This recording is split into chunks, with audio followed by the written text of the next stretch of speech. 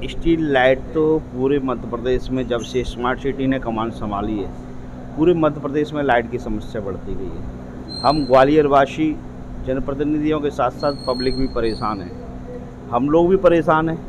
और हमने कई बार मुख्यमंत्री से, नगरीय प्रशासन मंत्री को भी पत्र लिखा, कई बार अवगत कराया, आयुक्त महोदय से भी कई बार, लेकिन समस्या का समाधान नहीं हो पाया। लगभग 3-4 माह से स्मार्ट सिटी को जो लाइटें देनी थी उन्होंने सामग्री नहीं दी, इस कारण लाइट की समस्या बढ़ी है।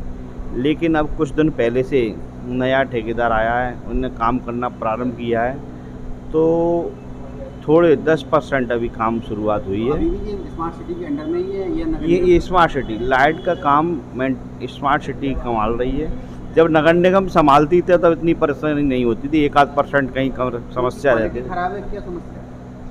देखिए, अब क्वालिटी के लिए भी हमने जांच के लिए लिखा था, महापौर जी ने भी मुख्यमंत्री जी को, नगरीय प्रशासन जी को पत्र लिखा था 20 अप्रैल को लगभग, कि इनकी क्वालिटी की जांच कराई जाए और संबंधित में अगर ऐसी समस्या होती है तो उस पर कार्रवाई की जाए। लेकिन उस पर कोई संज्ञान में नहीं लिया गया है, क्योंकि ये लाइटें कई ऐसी हैं, आज लगाते हैं कल बंद हो जाती हैं, 2 दिन में बंद हो जाती हैं, 4 दिन में बंद हो जाती हैं, जबकि ऐसा नहीं होना चाहिए है।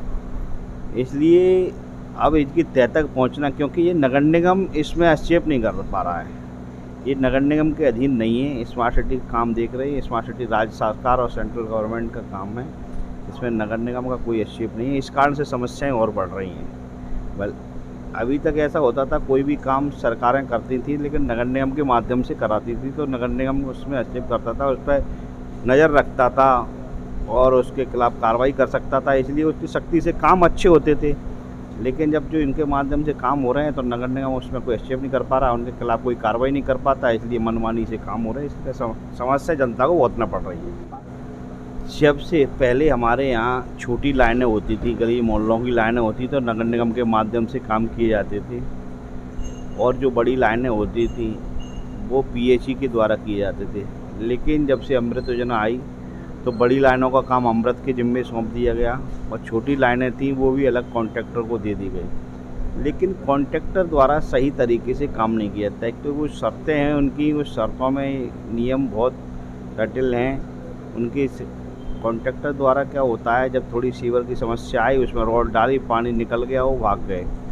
पर्याप्त जो शील्ड वगैरह उसकी निकालना चाहिए, उसका कचरा साफ़ करना चाहिए, वो नहीं करते हैं, इस कारण समस्याएं बढ़ती जा रही हैं। लेकिन बार बार शिकायतें करने के बाद, पार्षदों की भी शिकायत की, महापौर जी ने भी की, तो आयुक्त ने थोड़ा सख्ती की है, थोड़ा प्रयास किया है, लेकिन अभी सब सही हम स्थिति में नहीं पहुँचे हैं। समस्याएं अभी भी हैं, लेकिन धीरे धीरे समाधान होगा उनका। सरकार का अपना काम है, ये बात सही है कि सरकार हस्तक्षेप ज़्यादा कर रही है। अभी तक की जो सरकारें होती थी वो नगर निगम के कामों में हस्तक्षेप नहीं करती थी। नगर निगम एक अपने आप में अलग सरकार है, लेकिन इसी का कारण है कि हमारी ग्वालियर की जनता को परेशान होना पड़ा है।